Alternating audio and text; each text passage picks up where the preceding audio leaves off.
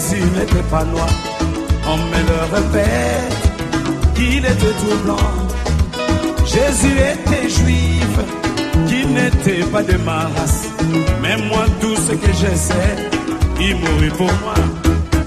Je ne l'ai point vu, il vécut il y a 2000 ans. Mais l'homme me demande pourquoi je l'adore. Et moi, je réponds. Et si vous invoquez comme Père celui qui juge selon l'œuvre de chacun, sans acception de personne, conduisez-vous avec crainte pendant les temps de votre pèlerinage. Verset 18. Sachant que ce n'est pas par les choses périssables, par de l'argent, de l'or, que vous avez été rachetés, de la vaine manière de vivre que vous avez hérité de vos pères, mais par le sang précieux de Christ, comme d'un agneau sans défaut et sans tache. Verset 20. Prédestiné avant la fondation du monde et manifesté à la fin des temps à la cause de vous. Que Dieu nous en donne le sens au nom de Jésus. Amen. Amen. C'est le sens que nous recherchons. C'est le sens qui fait vivre le croyant. Nous vivons désormais du pain vivant qui descend du ciel. Les anciens avant nous ont mangé un pain qui descendait pourtant d'en haut, la manne. Mais tous sont morts pour autant. Après avoir mangé cette manne, mais ils ont fini par connaître la corruption. Et Jésus va dire ceci, moi, je suis le pain vivant qui descend du ciel. Celui qui mangera de ce pain vivra. Et c'est ce pain que nous avons mangé qui nous fait vivre aujourd'hui. Et nous serons toujours amenés à rechercher ce pain parce que désormais, nous vivons, n'est-ce pas, nous vivons de ce pain. Alors, je ne sais pas quelqu'un donné ce matin, mais ça va dans le sens de simplement que la mort, les souffrances, la mort et la résurrection du Seigneur n'a pas été un accident. Bon, allons-y comme ça. Écrivez, les souffrances, la mort et la résurrection annoncées par les anciens ou par les prophètes. Il dit que cela n'est pas arrivé de façon accidentelle. Un Pierre vient de nous le dire, on vient de lire, il dit que, n'est-ce pas, prédestiné, donc Jésus-Christ est prédestiné avant la fondation du monde, donc prédestiné à être ce sacrifice et manifesté aujourd'hui. Donc Jésus n'est pas mort par hasard, sa venue sur la terre n'a pas été anodine, mais sa venue effectivement était conforme au dessein arrêté par Dieu avant la fondation du monde. On va prendre Luc, chapitre 18. Luc 18, 31 à 34. Luc, chapitre 18, 31 à 34.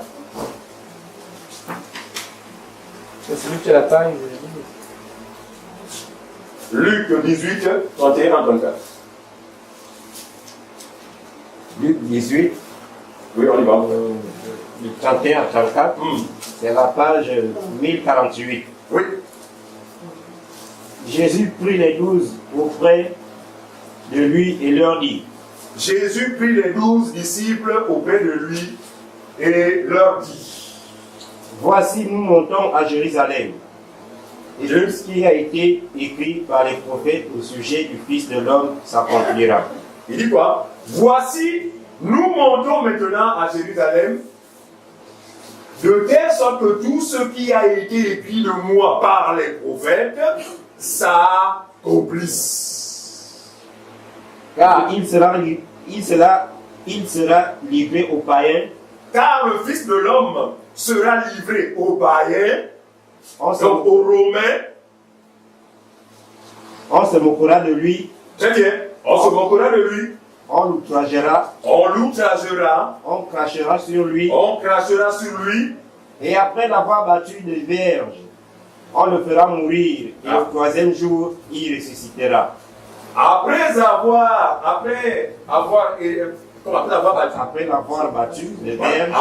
battu de verge, il le fera mourir. Ils feront mourir le Fils de l'homme. Et le troisième jour, il ressuscitera. Et le troisième jour, il ressuscitera. Ce que nous devons comprendre ici, c'est que la mort de Jésus n'est pas intervenue de façon accidentelle, mais simplement que Dieu a prévu cette mort pour le bien de tous les humains sur la terre. Parce que sans cette mort, aucun humain n'avait une possibilité d'échapper à la mort éternelle. Sans cette mort, aucun humain n'avait la possibilité d'échapper au châtiment qui déjà pesait sur nous. Est-ce que tout le monde comprend? Et pourquoi cette mort? Non, pourquoi cette crucifixion? Pourquoi cette mort et pourquoi cette résurrection? Pour une seule et unique raison. Matthieu chapitre 1, le verset 21. C'est ce qu'on va lire. Comprenons le pourquoi de tout ceci. Pourquoi de telles souffrances? Pourquoi une telle mort? Et pourquoi une résurrection de la part du Fils de l'homme? Une seule raison, n'est-ce pas, justifie cela. Matthieu chapitre 1, le verset 21. Écoutons la lecture de la parole. Il est écrit. Elle enfantera un fils, et tu lui donneras le nom de Jésus. Il dit, la Vierge enfantera un fils, et tu lui donneras le nom de Jésus. Ensuite, c'est lui qui sauvera son peuple de ses péchés. Très bien. C'est lui, Jésus, qui sauvera son peuple. C'est écrit comme ça. Hein? Il ne dit pas qu'il sauvera le peuple, mais son peuple de ses péchés. C'est lui, Jésus, qui sauvera son peuple de ses péchés. Mais par quel moyen si ce n'est ses souffrances, sa mort et sa résurrection. On ne peut être sauvé autrement que par Jésus qui a souffert, qui est mort et qui est ressuscité. Ce n'est qu'à ce moment qu'on peut espérer au salut. En dehors de celui que Dieu a envoyé, bien-aimé, on va demeurer dans un leurre éternel. Aujourd'hui, plusieurs religions demeurent dans un leurre. Plusieurs sectes pernicieuses demeurent dans la même attitude. Mais le salut ne se trouve qu'en la personne de Jésus. Acte chapitre 4, verset 12. Acte 4, 12.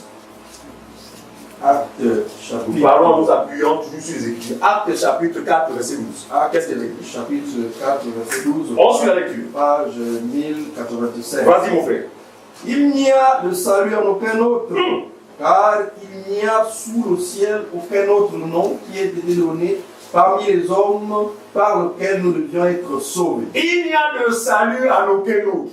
Regardez, aidons nos amis musulmans. Aidons nos amis, n'est-ce pas, qui sont aujourd'hui livrés à diverses croyances. Aidons-leur à comprendre qu'il n'y a de salut. Autrement dit, on ne peut espérer à la vie éternelle que par le canal de celui que Dieu a envoyé. Il dit, c'est lui qui délivrera son peuple de ses péchés. Or, vous savez que le Fils de l'homme a apparu pour faire quoi? Très bien. Jésus est venu pour régler un problème. C'est le problème du péché, parce que le péché, effectivement, cette porte ouverte à tous les maux qu'on peut découvrir aujourd'hui. Alors, voulant justement, soucieux de régler le mal à la racine, suivez-moi bien, il n'est pas venu pour ceux que, effectivement, nous font croire aujourd'hui. C'est des personnes. Oh non, Jésus est mort pour mon mariage. Oh, Jésus est mort pour mon voyage. Non, il est venu pour régler le problème de l'homme. Et le problème de l'homme avait rapport avec le péché. Il dit, c'est lui qui délivrera son peuple de ses péchés. Jean-Baptiste, le voyant, disant, voici l'agneau de Dieu, celui qui ôte les péchés. Donc Jésus est venu pour régler le problème du péché. L'Église croit fermement que ce problème a été réglé. Bonne fois pour toi. Est-ce que nous croyons? Amen. Amen. Sinon, la mort de Jésus n'a servi à rien.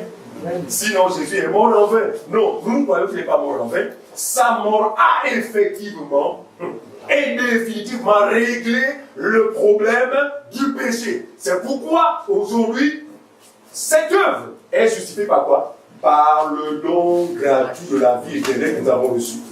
Parce que sans la résolution de ce problème, pas de vie éternelle. Est-ce qu'on est d'accord avec ça? Mais pourquoi nous avons dit que nous sommes sauvés? Parce qu'effectivement, Jésus a réglé le problème du péché. Maintenant, quand nous parlons comme ça, il faut faire attention parce que là, nous parlons vraiment dans un cas d'esprit. Il a réglé le problème du péché pour celui qui croit. Amen. Celui qui ne croit pas demeure dans le péché.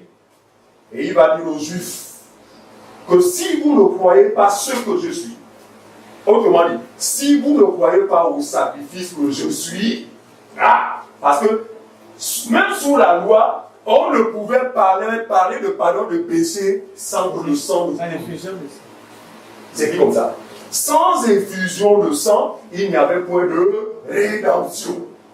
Donc quand il dit aux Juifs, si vous ne croyez pas ce que je suis, il est en train de leur dire, si vous ne croyez pas au sacrifice véritable que je suis, alors, rassurez-vous, vous mourrez dans vos péchés. Parce que le seul moyen d'être délivré, c'est par mon sacrifice. Regardez, c'est pourquoi il va à un moment donné, j'ai été Pierre qui les mettant. Le démon.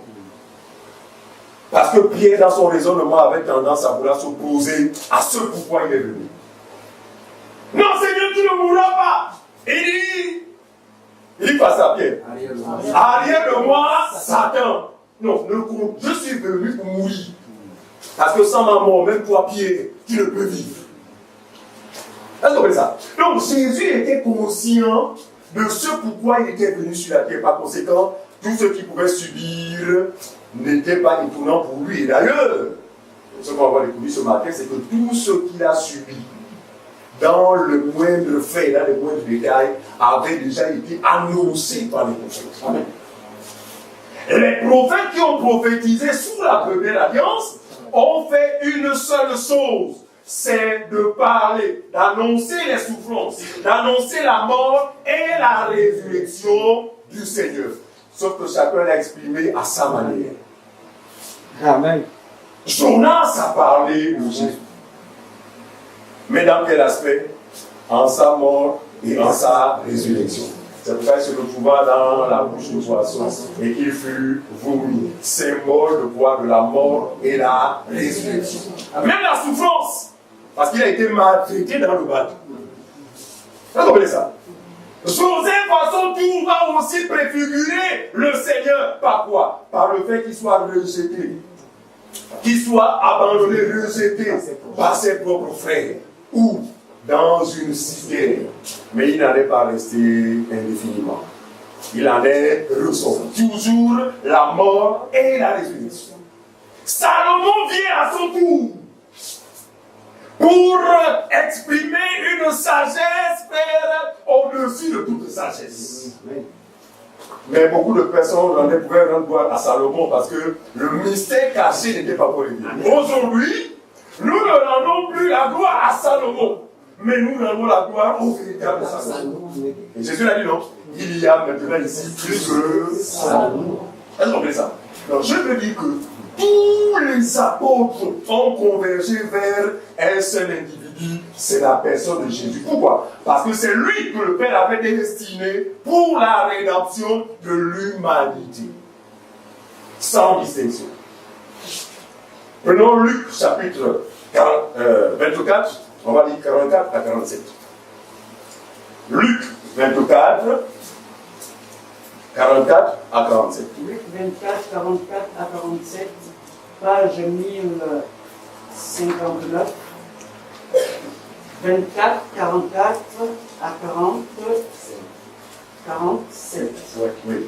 24, 44 à 47. Puis il leur dit, Puis Jésus dit à celles ici, donc après sa résurrection, c'est là ce que je vous disais. c'est là ce que je vous avais toujours dit. Parce que Jésus ne manquait pas d'indiquer à ses disciples qu'il allait souffrir, qu'il allait mourir et qu'il allait ressusciter. C'est ce qui est écrit ensuite. Lorsque j'étais encore Avec vous, donc avant ma mort. il fallait que s'accomplisse tout ce qui est écrit de moi Très bien. dans la loi de Moïse. Donc, les souffrances, la mort et la résurrection, n'est-ce pas, avaient été déjà annoncées. Mais il fallait que toutes ces choses s'accomplissent. Il fallait que s'accomplisse.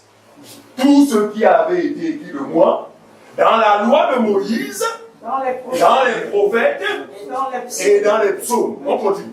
Alors il leur ouvrit l'esprit Merci, Seigneur. afin qu'ils comprissent les Écritures. Il leur ouvrit l'esprit afin qu'ils comprissent les Écritures. Ceux qui ont une seule leçon ne peut comprendre la parole de Dieu par l'esprit ou encore avoir le sens des Écritures que celui qui a le sens. Ouvrit l'esprit à ce que l'on dit. Et il leur accorda l'esprit qui leur donna la capacité de comprendre le langage qui est celui de Dieu. On y va. Et il leur dit, Et il leur dit, ainsi est écrit que le Christ souffrirait et qu'il ressusciterait des morts le troisième jour. il dit ainsi il est écrit. Mais à quoi fait-il allusion ici? À ce qui avait été annoncé par les prophètes. Ainsi il est écrit que quoi? Le Christ souffrirait. Donc, 3 étapes. La souffrance, puis la mort, et ensuite la résurrection. Pourquoi la souffrance? La souffrance, c'est peut-être pour nous épargner de la souffrance qui pesait sur nous. Parce que la Bible dit que c'est pas quoi? Le châtiment. Le châtiment qui nous donne la paix est tombé sur nous. Le châtiment, c'est-à-dire qu'un châtiment pesait sur nous. Donc, à travers ces souffrances, en fait, il endure ce châtiment à notre place. Il meurt. Il affronte la mort à notre place. C'est pourquoi désormais en lui, quiconque croit en lui, vivra tant bien même. Est-ce que tout le monde comprend? Amen. Toute la démarche du Seigneur, ensuite, depuis ses souffrances, sa mort et sa résurrection, il a fait, il s'est substitué à nous. Il a fait à ma place, à ta place. Si et seulement si tu crois. Ensuite, c'est pour pas de don gratuit. Parce que finalement, il a tout fait à notre place. Ce dont nous avons besoin de faire, c'est simplement manifester la foi en lui pour être juste devant Dieu. On y va, mon frère. Verset 47. Oui. Et que la repentance et le pardon des péchés seraient prêchés en son nom. Donc, après les souffrances, la mort et la résurrection, la repentance et le pardon des péchés devrait ou doit être prêché en son nom. Oui, ce n'est qu'en son nom qu'on peut être pardonné de ses péchés. Ce n'est qu'en son nom qu'on peut prétendre s'être repenti. Et quand on parle de son nom, c'est quoi? C'est la foi. Amen. La repentance faite dans le Seigneur n'a rien à voir avec ce qu'on nous a fait faire par le passé. Et d'ailleurs, une repentance qui n'a jamais été concluante dans la mesure où nous revenions toujours sur les mêmes bêtises. Amen. Mais la repentance par rapport à la foi prêchée par nos prédécesseurs consiste à la foi à la personne de Jésus. Celui qui croit s'est repenti. Amen. On ne se répand pas 2 fois, 3 fois. Donc je parle de repentance liée au salut. Mais une repentance liée à son prochain, elle varie en fonction, effectivement, du climat qui peut prévaloir entre vous deux. Mais la repentance vis-à-vis du Seigneur n'a eu lieu qu'une seule fois, et une bonne fois pour toutes, de façon parfaite. Continue, mon frère. Tu as fini? Non. Et la repentance et le pardon des péchés seraient prêchés en son nom. En son nom.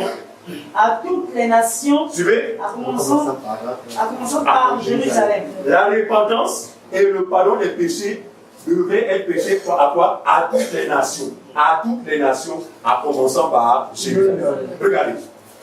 Il s'agit ici d'un seul message pour amener l'homme à la repentance et au pardon de ses péchés. Regardez. Attraper les disciples de Capou Philippe et Capou Philippe lui-même. En démontrant à Capou Philippe qu'il est écrit que cette bonne nouvelle du royaume sera prêchée par tout le monde pour servir le témoignage aux nations, alors viendra la fin. Amen. De quelle bonne nouvelle parle le Seigneur ici? C'est l'évangile de la grâce de Dieu ou la place de son faux message. Cette bonne nouvelle sera prêchée partout, à travers les nations, pour servir le témoignage aux nations. Pas les bonnes nouvelles. Cette bonne nouvelle concernant Jésus sera prêchée. Mais Capou Philippe a remplacé, il dit c'est lui. Non, nous ne croyons pas à 2, 3 évangiles, un seul évangile. Je vous assure que quand je vois aujourd'hui l'engouement manifesté par les incrédules, les ignorants autour de cet individu, en fait, je me rends compte de la portée de l'éducation du Seigneur, en fait. Parce qu'il dit que il arrivera un temps où la séduction sera telle que même les élus, si cela était possible, c'est fort. Or, nous savons que l'Église peut être séduit, mais pourquoi il implique les élus? En fait, c'est pour montrer l'ampleur, le degré élevé de la séduction. Je vous assure. Donc, fréquenter les côtoyer, ils sont complètement envoûtés. Ils parlent de l'homme mortel comme si c'était Dieu. Ils sont même prêts à vous donner des coups. Pour ce monsieur. Récemment, ils sont allés agresser. On va parler. On les filme. On l'a pas. Ils sont allés agresser un groupuscule, effectivement, des gens qui aussi se regardent du Seigneur, mais sont sensiblement dans la même vision. C'est-à-dire que ces gens-là aussi ont devant eux un prophète, porteur des messages sans lequel personne ne peut être sauvé. Donc ils se trouvent dans une confrontation. Maintenant, mais finalement, entre le prophète et l'autre, qui est le vrai prophète? Et ce qui s'est passé, c'est qu'ils ont choisi une période où l'un des prophètes organisait une grande conférence. Ça sont moi qui sont venus, les gens de Capou Philippe, j'ai dit nombreux, avec une grande banderole. N'est-ce pas, sur laquelle il y avait des effigies de tous les soi-disant hommes de Dieu, mais Capou Philippe au milieu, pour dire que tous doivent se soumettre à Capou Philippe. Il venait comme ça. Et là, c'est quoi? C'était pour vraiment perturber la réunion. Je vous assure qu'ils sont passés aux mains. Au preuve, aujourd'hui, plusieurs parmi les disciples Capou Philippe sont en prison. Ils ont été jugés vendredi. Pour trouble à l'ordre public. Bref, quel zèle pourrait monter? Quel est cet aveuglement-là? Un homme né d'un père et d'une mère comme toi, à qui tu vas rendre inculquer, mais prêt à mourir pour cet individu. Nous n'avons grâce à Dieu. Et ce n'est pas fini. Capou Philippe fait partie des prémices de la séduction. Ouais, nous verrons pire. Et d'ailleurs, au Bénin, il y a une certaine parfaite. Elle dit d'abord aux gens que c'est elle-même Dieu. Non, c'est Dieu. C'est Dieu. Quand elle arrive, tout le monde front contre terre. Elle dit quand même que j'ai un pouvoir qui est celui de Dieu. Ne regardez pas moi la prendre, mais c'est Dieu qui habite carrément en moi, dans sa plénitude. Et allons-y plus loin, elle va jusqu'à sanctionner ses fidèles. Elle fait déclaration la plus fidèle meurt sur le champ. C'est bien. Et cette façon de faire inspire davantage la crainte. N'est-ce pas? Très bien. Nous disons que gloire soit rendue à Dieu de ceux que nous sommes un peuple élu, une race royale, choisie et mise à part, donc à l'abri de cette séduction qui va gagner le monde. On rend grâce à Dieu. Amen. Et nous disons que, bien aimé, notre parapluie face à cette séduction, c'est quoi? C'est le fait de demeurer dans la parole de la vérité. Sinon, vous allez être séduit. Acte chapitre 1. C'est compliqué. Un Ivoirien devient Dieu. Ça ne choque personne. Et il est allé plus loin parce que c'est comme je suis le chemin, la vérité et la vie. Ah! Seigneur Jésus-Christ. C'est fort, hein? Et ça passe dans l'entendement des aveugles. Parce que normalement, même si on est le pire des religions, on va dire que cette parole-là, je l'ai entendue dans la Bible, elle concerne Jésus. Mais curieusement, tout le monde avale. Voilà, la puissance de la séduction. C'est fort, hein? C'est là qu'au début, que Dieu nous en faisait. On y va. Acte 1, acte 17. Verset 1 à 3. Acte 1, Acte 17. 1 à 3. Acte 17, 1. Acte 17, 1 à 3. Acte 17, 1 à 3. Oui. Paul et Silas passèrent par Amphipolis et Apollonie. Et ils arrivèrent à Thessalonique. Ils arrivaient à Thessalonique. Où les Juifs avaient une synagogue. Paul y entra. Paul entra dans la synagogue des Juifs. Selon sa coutume. Très bien. Pendant 3 sabbats. Pendant 3 semaines. Il discuta avec eux. Il discutait avec les Juifs. Vous comprenez ça? D'après les Écritures. Il discutait avec les Juifs d'après les Écritures. Dans quel but? Dans le but de les persuader. En fait, dans le but de les amener à comprendre le message. La Torah que vous lisez tous les jours là parle de celui que j'annonce aujourd'hui. Pourquoi vous vous embrouillez? Continuons, fait. Expliquant et établissant que le Christ devait souffrir. Expliquant et établissant donc par les Écritures, donc sur la base de ce qui avait été annoncé par les prophètes, que le Christ devait souffrir et ressusciter des morts. Et ressusciter des morts. Ensuite. Et Jésus que je vous annonce, disait-il, c'est lui qui est le Christ. Amen. Et Jésus que je vous annonce, et ça laisse aux Juifs, et le Jésus que je vous annonce, c'est lui qui est le Christ. Donc il est montré par les Écritures que le Jésus qu'il annonce, c'est lui qui est le Christ. Autrement dit, c'est lui en qui vous devez placer votre confiance. Tu as fini, verset 3? Ok. Prenons Isaïe. Voyons maintenant par comment les prophètes ont parlé de Jésus. Donc, les déclarations des prophètes et leur accomplissement. Isaïe chapitre 50, verset 6.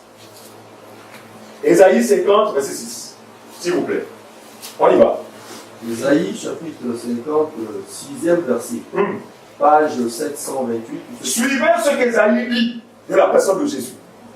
J'ai livré mon dos à ceux qui me frappaient. Quand Isaïe parle comme ça, ceux qui n'avaient pas des oreilles pouvaient se dire Isaïe parle de lui-même. Regardez. Attrapez mon cacophonie. Parce qu'un prophète de Dieu ne peut parler de lui-même. Il parle de celui qui l'a envoyé. C'est bien. Même Jésus, le grand prophète, dit non. C'est lui qui m'a. Voilà. Je ne recherche pas ma gloire, je recherche la gloire de celui qui m'a envoyé. L'envoyé, frère, fait des choses afin que celui qui l'envoie soit glorifié. Or, le capitaine dit également que c'est moi, il parle de lui-même. Si les gens avaient les bonnes informations, ils auraient déjà mis quoi sur lui. Parce que les gens n'ont pas la connaissance. Aucun prophète n'a parlé de lui-même. Quand vous regardez l'histoire de Dieu depuis son commencement, tous ont parlé de la personne de Jésus. Même Adam a parlé de Jésus. C'est Paul qui nous le révèle. Parlant de quel Adam? Le dernier Adam. Donc, s'il y a eu un premier Adam, c'est-à-dire qu'Adam, dans sa démarche, a annoncé le dernier Adam. Et quand le dernier arrive, c'est celui qui relève le premier. Donc, depuis le commencement jusqu'à la fin, aucun prophète envoyé de Dieu ne parlera de lui-même. Quand un prophète vous dit non, je suis un Sénégalais, je suis un Burkinabé, mais j'ai reçu l'appel à 1900X et il m'a confié un message pour les Gabonais. C'est-à-dire que les Gabonais ne peuvent être sauvés que par mon message. Voilà un faux prophète qui se déclare, mais quand vous êtes aveugle, vous voyez en lui un vrai prophète. Dieu du gars. Le messager du gars. Même dans la nouvelle alliance, tout ce que Dieu a appelé au ministère, frère, aucun n'a parlé de lui-même. Vrai ou faux? Voilà. Et le Saint-Esprit est le même aujourd'hui encore, le vrai prophète de Dieu. Prophète ici, ne voyez pas celui qui voit les biomes. c'est celui qui parle de la part de Dieu. En fait, qui dit les choses de Dieu, ne parlera de lui-même. Voilà en fait un repère, un point qui permettra d'attraper les faux. Quiconque parlera de lui-même est un faux prophète. Quiconque parlera d'un autre prophète, parce qu'il y a aussi des prophètes qui appellent ça, ils ont une façon de concevoir les choses. Ils disent, il y a le prophète messager qui seul doit établir les ministres. Donc tous les ministres établis doivent parler de lui.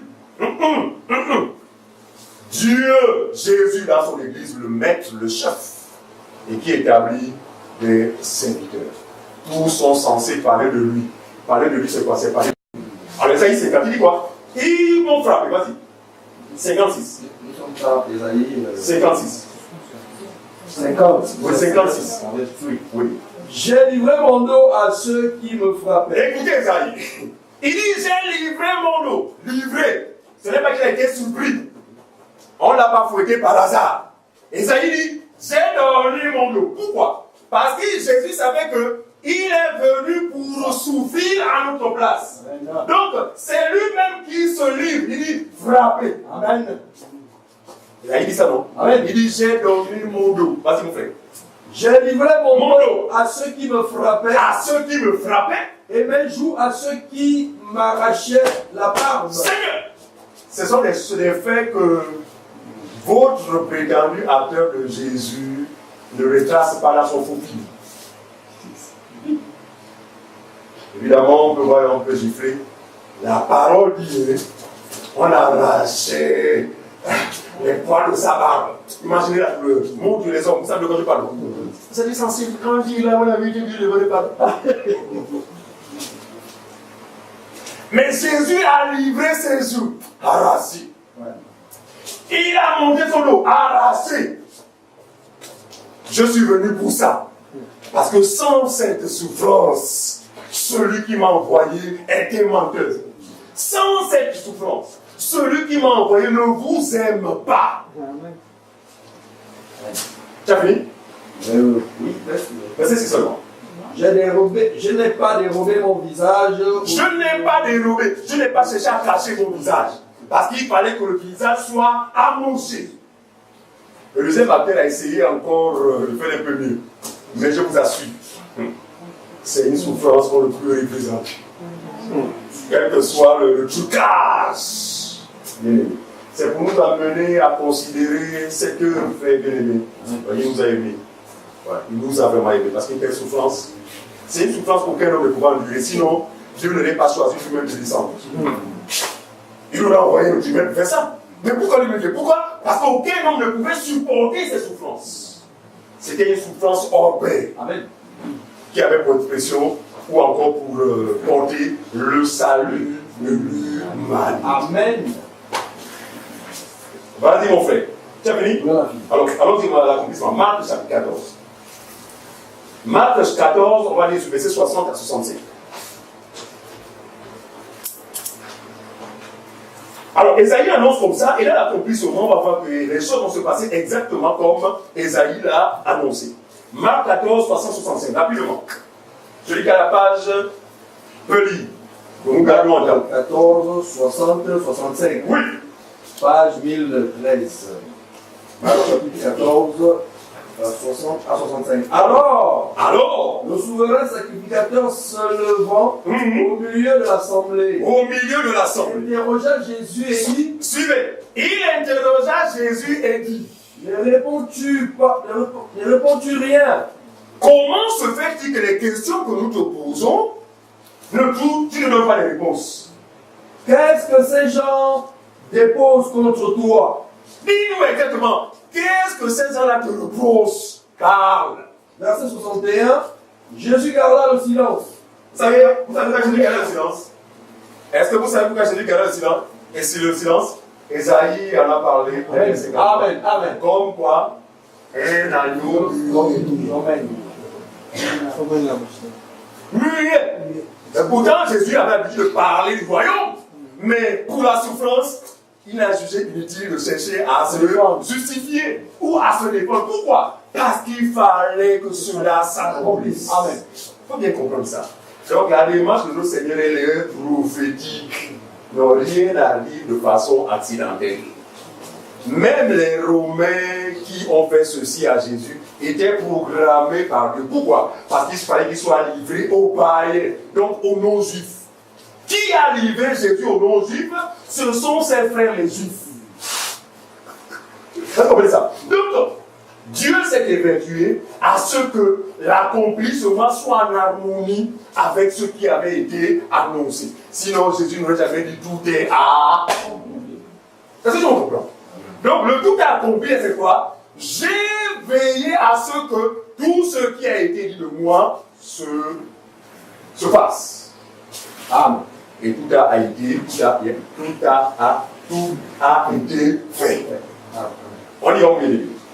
Jésus garda le silence. Le silence. Et ne répondit rien. Rien. Le souverain sacrificateur l'interrogea de nouveau. De nouveau. Et lui dit: Monsieur Jésus, es-tu le Christ, le Fils du Dieu béni? très bien. Maintenant que tu ne veux pas répondre à nos interrogations, je me permets en tant que roi de te poser cette question. Pourquoi? Parce que tu es là, parce que certains effectivement affirment que tu t'auto-proclames Christ. Tu t'auto-proclames Dieu. Bon, maintenant, est-ce que tu l'es réellement? Verset 62. Jésus répondit: je le suis. Très bien. Marc va dire: tu l'as dit. Pour dire, ce n'est pas moi, je ne suis pas me justifier, mais cela est sorti de ta bouche. Ce n'est pas moi. Parce que moi, je dois me taire. Mais tu l'as dit. Ensuite. Et vous verrez le Fils de l'homme assis à la droite de la puissance de Dieu et venant sur les nuées du ciel. Jésus déclare la même parole qui a condamné, comment s'appelle le bien-aimé qui a été lapidé? Étienne. Jésus sort la même parole qui a coûté la vie à Étienne. Étienne, lui, n'avait pas dit que vous verrez le Fils de l'homme. Étienne a dit, je vois le ciel ouvert et mon Seigneur assis à la droite. Blasphème. Tout le monde s'est bouché. Les juifs sont bouchés, les oreilles, tout ça, parce que c'était un blasphème. Et notre frère mourut suite à cette déclaration qui n'était pas fausse. Le problème, c'est que tout le monde ne voyait pas comme était vrai. Vous savez, nous serons toujours ensemble au milieu des nôtres. Pourquoi? Parce que nous ne voyons plus de la même manière que les autres. Autrement dit, les autres ne comprendront pas. Parce que désormais, nous avons une nouvelle compréhension des choses. Et pour cela, ils nous tiendront à un tribunal. Ils vont même chercher à nous ôter la vie croyant dans un culte à Dieu. Parce que quand les Juifs la vie détiennent, pour eux, vraiment non. La loi dit que tu ne blasphémeras pas. Pour eux, ils sont dans la volonté de Dieu. Or, frère, Étienne est dans la vérité. Mais il meurt pour la vérité. Amen. Je suis sûr que parmi ceux qui l'ont appelé, il y en a qui ont pu réaliser que, oh, mais l'autre avait raison. Mais moi, je ne devais pas participer à cette mort. Tout ce qui est écrit a été écrit pour notre instruction. Donc, le Seigneur, lui, ne parlera pas quand je vois le ciel ouvert, le Fils à côté. Il dit non, vous verrez désormais. Une déclaration devant le roi et devant les souverains sacrificateurs. Mon Dieu, quel scandale. Donc là, c'était quoi la confirmation selon laquelle il se fait passer pour Dieu. Par conséquent, il mérite la mort. Vas-y, mon frère. Jésus répondit: je le suis, et vous verrez le Fils de l'homme assis à la droite de la puissance de Dieu. Oui. Et venant sur les nuées du ciel. Et venant. Donc, il annonce son retour. Vous me verrez. Vous qui m'avez crucifié là, vous me verrez. Je reviendrai dans les nuées en provenance du ciel. Ensuite, verset 63. Alors le souverain sacrificateur déchira ses vêtements et dit. vous savez pourquoi? Est-ce que vous savez pourquoi le souverain sacrificateur déchire ses vêtements? Selon la loi, quand il procède ainsi, il n'y a même plus à chercher à comprendre. Le monsieur mérite la mort. Pourquoi? Parce qu'en le faisant, il confirme le blasphème. Et un souverain sacrificateur, c'était celui qui était considéré comme étant le médiateur. Mais quand le médiateur estime que quelqu'un a blasphémé, qui peut contester? Personne. Est-ce que tout le monde comprend? Quand on dit que Voici une preuve que ce monsieur est effectivement blasphème contre Dieu. Regardez, c'était des ignorants parce que le même Dieu qui croyait, connaître et adorer, c'est le même qu'ils ont crucifié. Il y a beaucoup de zèle pour Dieu, mais ils ne le connaissaient pas. Parce que Jésus dit, si vous m'auriez connu, vous ne m'auriez pas crucifié. Autrement dit, si vous auriez eu la révélation sur laquelle je suis le Dieu de vos pères, Abraham, Isaac et Jacob, vous ne m'auriez jamais lapidé. Mais vous lapidez pourquoi? Parce que vous ne croyez pas. C'est Dieu. Non, j'ai réalisé qu'effectivement, on peut être zélé dans la fausseté. C'est-à-dire qu'il y a des choses qui nous sembleront vraies, mais qui ne le sont pas. C'est pas ça. Non, et c'est le cas de beaucoup de faux chrétiens. C'est-à-dire que non, pour eux. Mais combien de personnes nous prennent là pour des blasphémateurs? Plusieurs amis Facebook m'ont quitté. Plusieurs amis avec qui je marchais, alors qu'on se considérait avant comme étant frères dans le Seigneur. Depuis que les yeux sont ouverts, beaucoup même me fuient. Le bonjour, quand on n'entend plus celui d'avant. Ah, comment tu vas écrire avant? On répète quand? On répète quand? C'est quand les répétitions? Et puis bonjour, il ne peut pas y avoir le téléphone, il y a un téléphone, personne ne parle. Il n'y a personne au bout de la ligne, juste parce qu'il est persuadé que tu es égaré. Or, dans le fond, c'est eux qui sont les témoins. C'est fort. Vas-y, fais comme c'est 63, 65. Alors le souverain sacrificateur déchira ses vêtements et dit, avons-nous encore besoin de témoins? On n'a plus besoin d'un quelconque accusation. Les faits sont là. Il a déclaré clairement qu'il est Dieu assis à la droite. Parce que la droite, c'est quand même la position la plus élevée. La position qui est celle de Dieu. Amen. Ensuite, vous avez entendu le blasphème. Ah, il confirme. Que vous ensemble. Que pensez-vous des tels blasphèmes? Tout le peuple nous condamnait comme méritant la mort. Comprenez ça? Et quelques-uns se mirent à cracher sur lui, comprenez ça? À lui voiler le visage et le frapper à coups de poing en lui disant devine, et les serviteurs le reçurent en lui donnant des soufflets. Très bien. C'est-à-dire que la parole d'Ésaïe s'accomplit ce jour-là, où effectivement il livra son dos, on cracha sur lui. Tout ce qu'il a subi là n'était pas anodin, c'était simplement ce qui avait déjà été annoncé. Donc Jésus était conscient des souffrances qu'il a endurées. Et heureusement qu'il ne les a pas endurées en tant qu'homme naturel, mais il les a endurées en tant que Dieu. Par conséquent, il savait qu'il allait tout triompher de tous ces... Non, c'est petit pour lui. Donc se faire frapper, c'est petit. Parce qu'il est Dieu. Alors que les gens croyaient, n'est-ce pas, anéantir le Fils de l'homme, mais dans la réalité, le Fils de l'homme ne peut être anéanti. Pourquoi? Parce qu'il est lui-même Dieu. Mais afin que son décès s'accomplisse pour ton bien, pour mon bien. Je vais vous le dire ce matin. Tout cela à cause de toi, à cause de moi. Sinon, Dieu serait resté dans son trône. Il n'aurait pas jamais jugé le type de descendre, mais il descend à cause de toi. C'est pourquoi veillons à ne pas fouler ce sacrifice aux pieds. Chers amis, chers frères, ne foulons pas aux pieds ce sacrifice sans lequel il n'y a pas d'espérance. Même quand le monde vous parlerait d'espérance, ça c'est une espérance trompeuse. Elle va s'arrêter un jour. Or, nous les croyants, frères, l'espérance qui est le nôtre, frère, c'est une espérance éternelle. Voilà, une espérance éternelle. On y va. Ésaïe 53, 12. En tout cas, si vous pouvez lire pour Ésaïe 53, il ne parle pas de Jésus. Mais je prends juste des aspects qui nous donneront de comprendre la symbiose ou encore l'harmonie qui existe entre ce qui a été annoncé par les prophètes et ce qui s'est accompli. C'est pourquoi cela qu'on dit que l'Église est bâtie sur le fondement des apôtres et des prophètes. Les prophètes ont annoncé, les apôtres ont révélé le même. Donc la pierre angulaire. Ésaïe 53, 12, rappelez-le-moi. Ésaïe 53, verset 12. Oui. C'est pourquoi je lui donnerai sa part avec les grands. Il partagera le butin avec les puissants. Voilà, autrement dit, la part avec les grands, le butin avec les puissants, ça n'a rien à voir avec la gloire du monde. Oh, maintenant les gars, avant, juste tout à l'heure, là, vous parlez. Il est écrit que la bonne avec les puissants. Ici, c'est quoi? C'est ce qu'a révélé l'apôtre Paul dans Philippiens chapitre 2. Hein? Ça dit que l'élévation souveraine. C'est pourquoi Dieu l'a souverainement élevé et lui a donné le nom. En fait, c'est ça. La part avec les grands. La part du butin. C'est ça. Avec les puissants. Quand on parle de puissant, la frère, c'est le royaume, quoi, dont Dieu lui-même en est le chef, et tout ce qu'il y a est gloire. C'est pourquoi ma part, ma position dans ce royaume-là, elle est particulière. Vas-y, mon frère.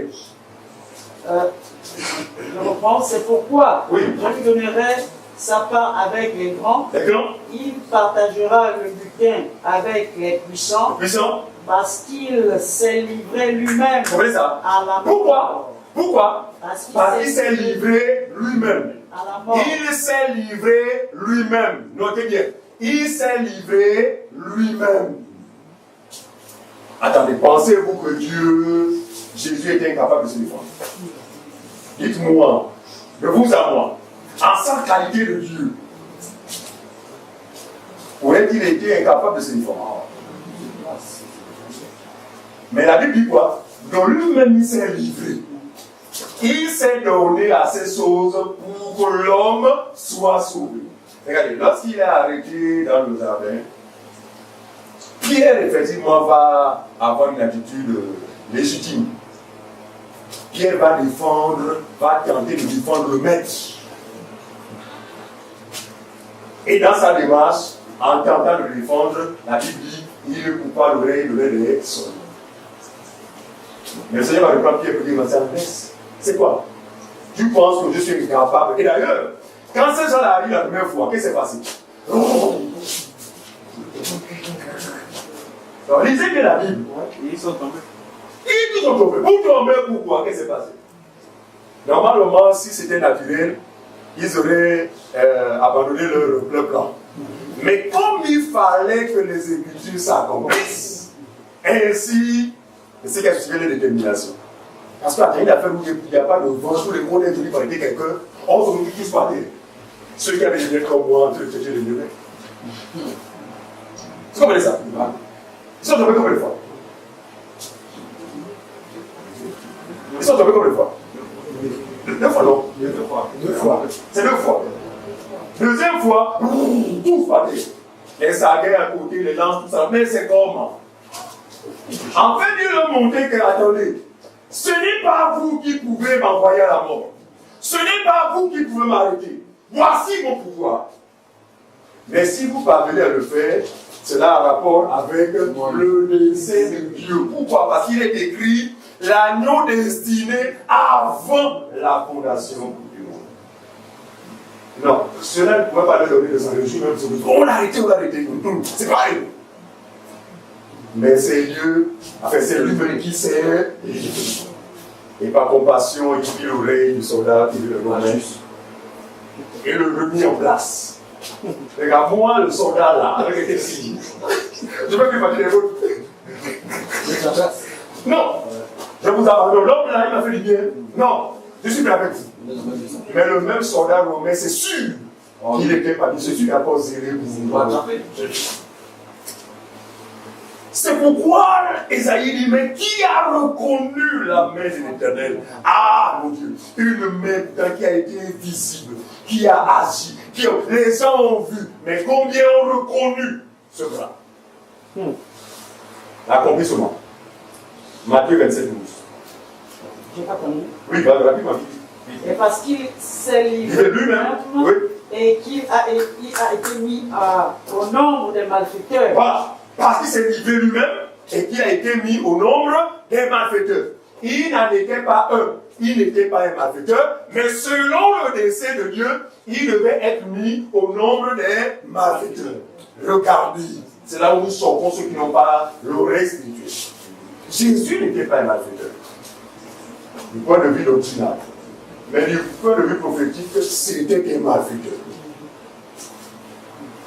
Ça sort. Comment justifier que le maître soit malfaiteur? Alors que l'Écriture dit, et il fut mis au nombre des malfaiteurs. Il devint malfaiteur à cause du péché de toi et moi qui pesait sur lui. Et afin que la loi s'accomplisse, il fallait qu'il meure. Parce que la loi disait clairement que celui qui pêche contre la loi de Moïse, parce que ou celui qui commet un péché extrêmement grave. La gravité du péché de Jésus ne se traduit pas dans les actes. La gravité de son péché, c'est le fait de porter sur un seul corps le péché de l'humanité tout entière. Ah, un péché grave. Selon la loi, le péché grave avait rapport avec un acte. Tu as tué quelqu'un, voilà, tu as tué la mort. Or, la loi a parlé de Jésus, donc il fallait que lui aussi commette un péché grave. Et le péché grave qu'il a commis, c'est le fait de porter sur lui nos péchés, notre malédiction et tout ce qui s'ensuit. Voilà ce qui a fait de Jésus, n'est-ce pas, qui a fait de lui un criminel. Donc, de façon prophétique, Jésus méritait la mort. Parce qu'il a porté les péchés de beaucoup d'hommes. La réponse est donnée. Il fut jeté parmi les malfaiteurs parce qu'il porta sur lui quoi? Le péché de nous tous. Le péché de beaucoup d'hommes. Très bien. Et qu'il a intercédé pour les coupables. Est-ce que vous voyez ça? C'est pourquoi vous verrez que dans l'Assemblée des saints, nous faisons attention avec l'affaire des intercessions. Est-ce que vous comprenez ça? Il a dit à travers le fait de se substituer à nous, c'était quoi? C'était la véritable intercession qu'aucun homme ne peut faire. Vous avez vu ça où? Dans l'église de Jésus, un comité d'intercession. Ils vont plus loin jusqu'à dire même que non, aucune église ne peut subsister s'il n'y a pas d'intercession. Ah oui! Comme si l'église est soutenue par vous. C'est chose, hein? C'est Dieu lui-même qui suit. Attends, c'est son corps. Il y veille. Les portes de l'enfer ne prévaudront que contre elle. Et vous dites que non, sans un département d'intercession, vous êtes dans un petit groupe. Nous connaissons ces retrouvailles là. Tout ça donne. Après avoir joué l'hypocrisie. Quand vous sortez de là, c'est du mangement et tout ça. Ou même, on ne veut plus entrer chez soi parce que vraiment, c'est un groove. Vous ne pouvez intercéder. Regardez, quand Jésus dit tout est accompli, ça veut dire quoi? Non. Ce qui était déterminant et nécessaire pour notre salut, il a fait. Nulle part dans la Bible, je répète, pour ceux qui nous regardent, nous mettons même au défi tous les religieux. Apportez-nous un passage où il a été fait mention d'un apôtre ou d'un groupe d'intercession, il y avait des gens qui intercédaient en faveur d'une petite assemblée. Faites Fabrice Ancet. Il est en plus membre. On dit que sans eux, sans vous, l'église n'est pas terre. Des bêtises. Et c'est eux qui devaient maintenant, c'est-à-dire qu'en fait, même le pasteur devait maintenant assujettir à ce groupe, à ce groupuscule. Oh, je vais prêcher, attends, Dieu vous a dit quoi? J'ai vu un petit gars qui est venu. Vous êtes des sorciers. Et c'est eux qui entraînent même le mauvais climat d'assemblée. Parce que ça passe dans une sœur là. Elle était ici, c'était l'oiseau, mais ça c'était la tête de la sœur. Et ça va commencer comme ça. Ils font ça même les sociétés vont sentir qu'on en parle. Et puis moi, ça tombe dans l'assemblée. Voilà le mauvais climat, les divisions, tout ça. Donc, ça pour que c'est l'œuvre de Satan. Ils vont un peu plus loin. Papa, encore hier, vous savez que eux-mêmes, les assemblées pour les autres là sont préparées la veille. Oui. Sans préparation, Dieu ne peut pas agir.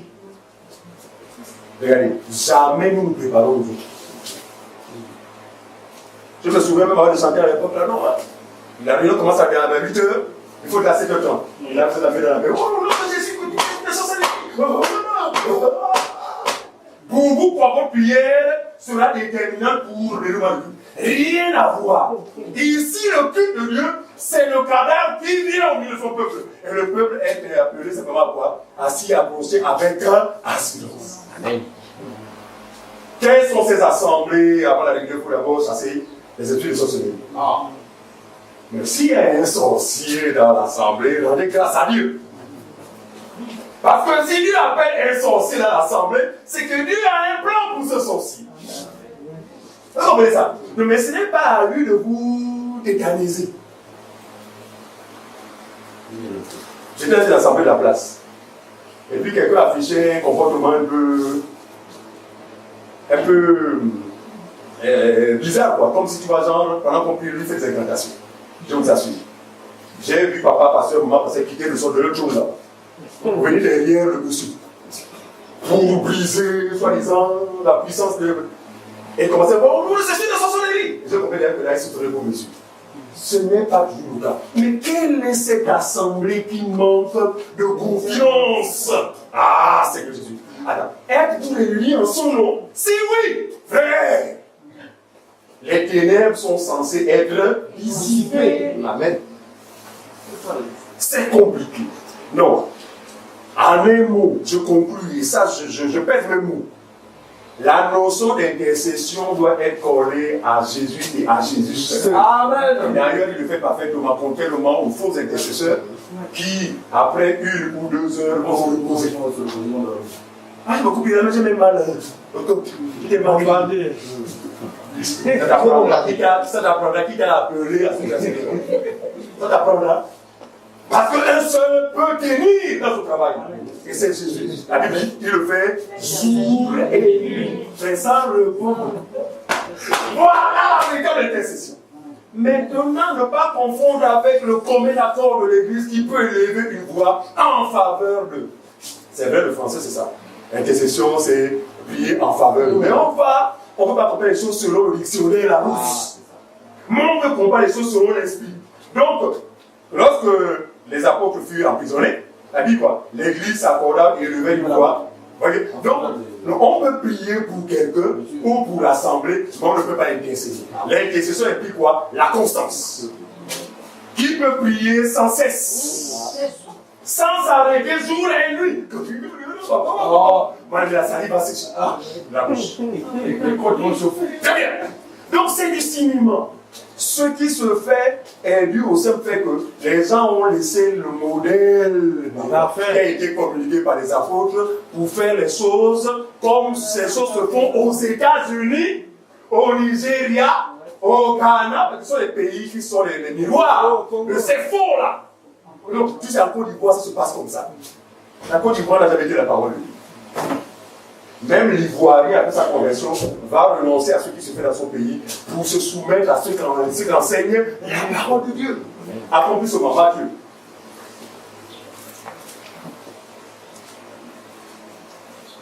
Matthieu 27, 12, rappelez-moi.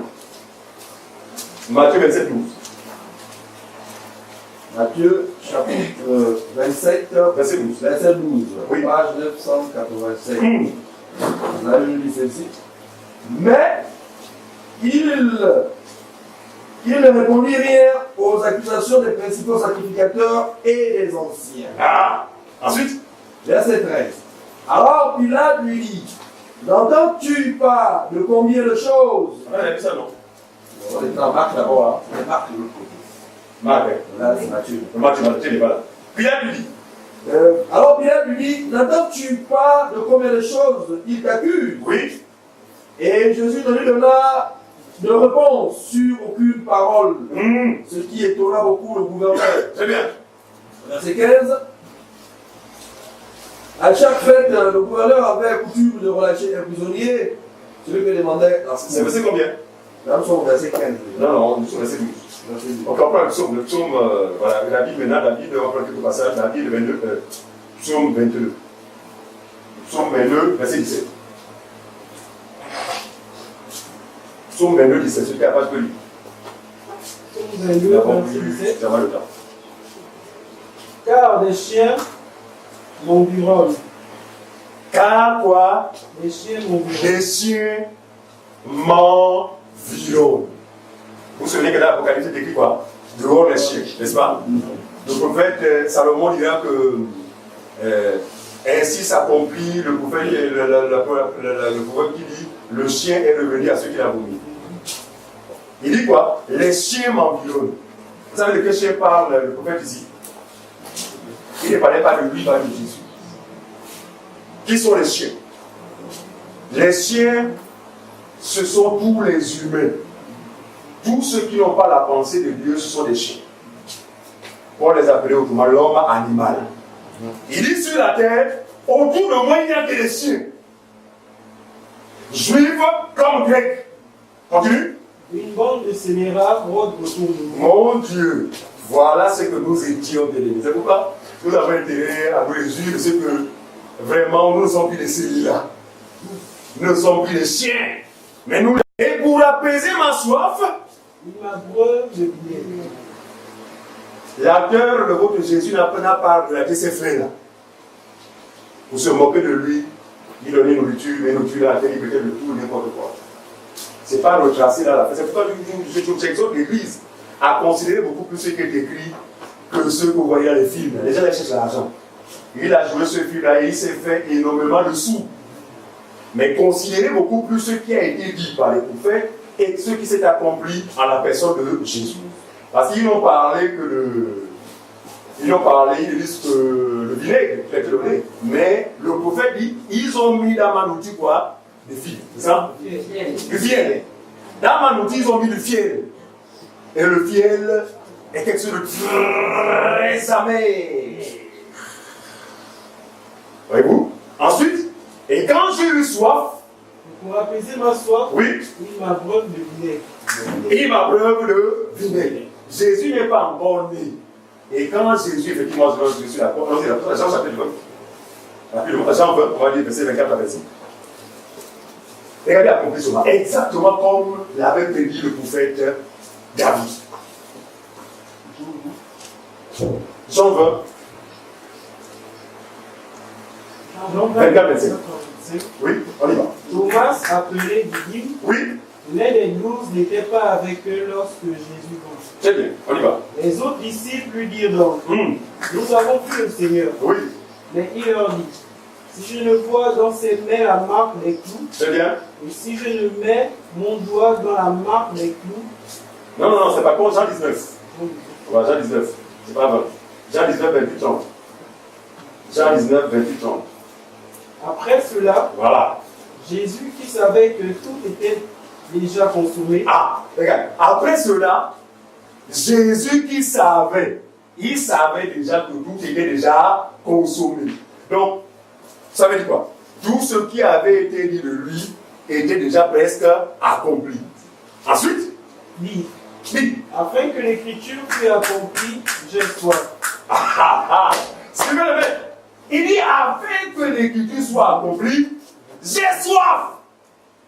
Quand Jésus dit ça, il s'attend à quoi? Pas à de l'eau, mais à ce qui avait été annoncé par les prophètes. Ensuite, Verset 29, il y avait là un vase plein de vinaigre. oh mon Dieu, mon maître. Ensuite, Les soldats en remplirent une éponge et l'ayant fixée à une branche d'hysope, bois. ils l'approchèrent de sa bouche. Quand Jésus eut pris le vinaigre, il dit, tout est accompli, Merci Seigneur. et baissant la tête, il rendit l'esprit. Est-ce que vous comprenez ça? Donc, pour achever l'accomplissement de ce qui avait été dit de lui, c'était quoi? Donner acte, c'était quoi? C'était la consommation du vinaigre. Oui, il est rendu là. Venons encore de psaume 22. Verset 19. Psaume 22, 19. Psaume 22, verset 19. Oui. Il se partageait mes vêtements. Oh, c'est tout David. David parle des souffrances de Christ. Il dit, il se partageait mes vêtements. Continue mon frère. Ils tirèrent Et au ils sort tirèrent au sort ma tunique. ma tunique. Marc chapitre 15, verset 24. Rapidement. Est-ce que l'on se rend compte de. Pas la similitude, est-ce qu'on se rend compte de.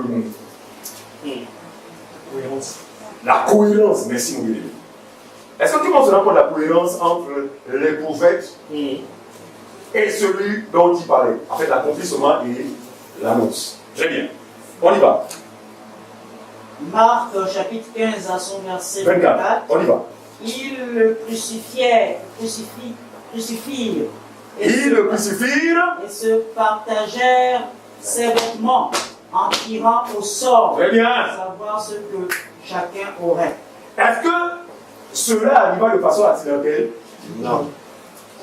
Mais cela arriva avec quoi? Ça compris. Tout ce qui avait été de lui, dit de lui parlait, en fait. On va aller plus loin. Tout le psaume, psaume 34. Psaume 34, on va lire le verset 21.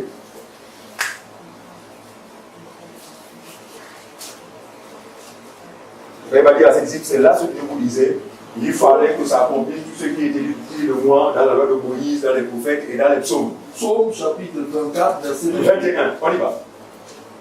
Il garde tous ses os, aucun d'eux n'est brisé. Suivez le prophète. Il garde. Donc Dieu lui-même veille à ce qu'aucun os de la personne de Jésus ne soit cassé. Regardez. Même quand on mettait les clous là, mon ami, vous touchez mais pas l'os. Donc vous pouvez toucher les. Comment ça les. La chair ou bien. Les veines ou bien, c'est pas tout à fait. Bon, bref. Les tendons, mais dans la matière. Bref. C'est le français. Oh! Les cartilages. Les cartilages, merci mon frère. Ah, moi ça j'ai qu'un petit Dieu. Dieu merci. Regardez. Donc, même quand cela se faisait, Dieu veillait sur ses os. Parce que les os de la révélation fait ces symboles de la doctrine qui ne peut être falsifié. Oh Seigneur Jésus-Christ. Regardez, ce qu'on peut déchirer, c'est la chair. Ce qu'on peut falsifier, c'est la lettre. Ce qu'on peut, c'est la lettre. Mais jamais les os ne peuvent être falsifiés. Je ne sais pas ce qu'on comprend. Très bien. Sans cela, nous disons que ces gens-là, c'est la même chose aujourd'hui. Aujourd'hui, les gens ont un Jésus dont ils déchirent la chair. Mais ce qu'ils ne savent pas, c'est que malgré cette fausseté-là, ils ne pourront jamais ternir les os. Très bien. La structure est de moyen de français. Squelettique. Squelettique. Osseuse. Non, tout sauf cette structure. Donc la révélation, c'est quoi? C'est la lettre et l'esprit. Non, vous pouvez manipuler la lettre, mais vous pouvez même manipuler l'esprit. C'est la partie que Dieu a embaumée. Et c'est celle qui est le bagage de l'église. L'église, nous, on n'a pas la chair, nous, on a l'os, on a les os. Très bien. C'est pourquoi on est incontinu. Amen. Mais même la nature, vous en direz quelqu'un. Qu'est-ce qui disparaît avec le temps? La chair. Mais l'os, mais Joseph était le type de Christ. Parce que quand il meurt, c'est Joseph qui mourut en Égypte. Très bien. Il dit que quand vous sortirez, n'oubliez pas la structure. Parce qu'effectivement, vous incarnez, en fait, c'est ça qui fait votre force. Et il sortit avec. Est-ce que tu vas comprendre? Donc, c'est le caractère incorruptible de Dieu. Très bien. Vas-y. Donc, il gardera. Vas-y. Il garde tous ses os. Tous ses os. Aucun d'eux n'est brisé. Aucun d'eux n'est brisé. Alors, c'est l'accomplissement. Jean chapitre 19, verset 31 à 33. Jean 19, 31 à 33. On y va. Jean 19, 31 à 33, ouais. Dans la crainte que les corps ne restassent sur la croix pendant le sabbat, Très bien. car c'était la préparation de ce jour de sabbat. Vous savez bien ce qu'ordonnait la loi, non? Au sujet de, voilà. Les corps ne devaient pas être expressés une heure avant la veille du sabbat. Voyez-vous? Donc, craignant que quoi? Craignant que les corps ne restassent Voilà. sur la Craignant que les corps des trois, donc les deux brigands et Jésus, ne restassent pendus avant, vas-y, sur la croix Sur la croix. pendant le sabbat, pendant le sabbat. car c'était la préparation. Très bien. Et ce jour de Donc, sabbat, c'était vendredi. et ce jour de sabbat était un grand jour. Très bien. Les Juifs demandèrent à Pilate qu'on rompît les jambes au crucifié. Vous savez à quoi consistait cette pratique de rompre les jambes des condamnés? Quel était le but? Pour vous s'assurer que c'est bon. Accélérer le processus de la mort en fait. Parce que c'est un côté d'asphyxie, voilà, vraiment. C'est un coup de grâce. Voilà, un coup de grâce. Voilà, un coup de grâce. Donc, pour éviter que les corps soient là avant, parce que le corps devait être descendu au risque que la nation soit frappée de malédiction, il fallait accélérer le processus. Et le soldat romain qui avait l'habitude effectivement de se livrer à ce genre d'acte va se munir pas d'un marteau mais d'une masse. Nous savons à combien estimer le nombre de kilos, mais c'était une masse. C'est-à-dire quand tu la prends, mon ami, c'est vrai ça. Il est envoyé, suivez-moi bien, pour casser les os, les articulations, les genoux des poids piquants. Il est envoyé pour ça. Mais regardez, la parole prophétique est cette lampe qui est toujours allumée, quels que soient les temps et les circonstances. Le soldat romain envoyé pourtant pour intervenir sur les trois corps, curieusement va commencer par l'un des trois, en exécutant ce qui était conforme à la loi. Boum, boum, boum, boum. Et très vite, celui de là. Il ne fallait pas que la nuit tombe avant cela. Regardez, logiquement. Après ce monsieur-là, Jésus est obligé, non? Il doit maintenant se délaisser à la personne de Jésus. Mais lui-même n'a rien compris. Il saute. Alors que c'était un soldat romain suffisamment expérimenté dans cette affaire-là. Pour la première fois, il oublie quelqu'un. Il n'était même pas 10, toi seulement. Comment tu as oublié toi? Comment tu as oublié ça? Attends, ils ne sont que toi. C'est facile. Non, vais encore me dire, est-ce que j'ai déjà. Et même la ça va être visible. Le soldat romain, mon ami, rattrapé par la parole prophétique, va être aveuglé par rapport à Jésus, du moins pour ne pas toucher à un seul. Et il s'acharna sur celui de toi. Est-ce que vous comprenez ça? Afin que s'accomplisse ce qui avait été écrit de notre Seigneur. C'est le temps qui fait défaut. Mais je vous assure, j'allais prendre le temps d'apporter vraiment de la lumière à ce qui concerne le prophète David, parce que je dis que de tous, c'est vrai, non, il n'y a pas eu le plus grand. Mais David a été. Elle a fait quand même médite, en fait, c'est la parole, ces prophéties, non, elles sont plus que profondes. Et c'est le temps qui fait défaut, mais je pense que ce qui est important ce matin, c'est de savoir qu'effectivement, Jésus n'est pas mort de façon anonyme. Il n'est pas mort de façon accidentelle. C'est lui-même qui est venu pour se livrer. Aucun homme ne peut l'arrêter. Vous vous souvenez de la parole qu'il a dit au roi quand celui-ci lui dit ne réponds-tu pas à mes questions? C'est bien toujours. Ne sais-tu pas que j'ai le pouvoir? Il est sauvé. Il aime tant.